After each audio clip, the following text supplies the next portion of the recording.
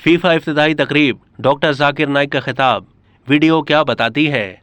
दुनिया भर में मशहूर Islamic scholar doctor Zakir Naik के हवाले से एक वीडियो इस दावे के साथ ज़ेरे गर्दिश थी कि कतर में होने वाली फीफा वर्ल्ड कप की इफ्तिताही तकरीब के दौरान 4 नौजवानों ने डॉक्टर जाकिर नाइक से कलमा शहादत पढ़ा और दायरा इस्लाम में दाखिल हुए।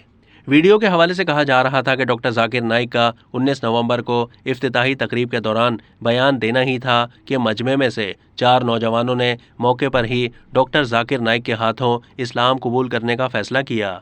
बाद अज़ा जब उन दावों की तख्लीक की गई तो मालूम हुआ कि सोशल मीडिया पर फीफा के हवाले से वायरल वीडियो का दरअसल फीफा 2022 से कोई लेना देना नहीं, बल्कि ये वीडियो कई साल पुरानी है, जिसे गलत अफवाहों के साथ दोबारा बड़ी तादाद में शेयर किया गया। फीफा वर्ल्ड कप के दौरान किसी के इस्लाम कबूल करने की कोई इतला नहीं है। बताया जा रहा है कि कतर के सरकारी स्पोर्ट्स टीवी के पेशकार फैसल अल हाजरी ने अपने एक ट्वीट में डॉक्टर जाकिर नाइक के मुमकिन लेक्चर्स का जिक्र किया।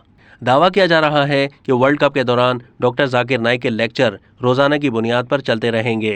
वर्ल्ड कप देखने के लिए आने वाले लाखों तमाशाइयों में उनके मद्दा की बड़ी तादाद भी दोहा में मौजूद होगी, जहां वो डॉक्टर जाकिर नाइक के लेक्चर्स भी सुन सकेंगे।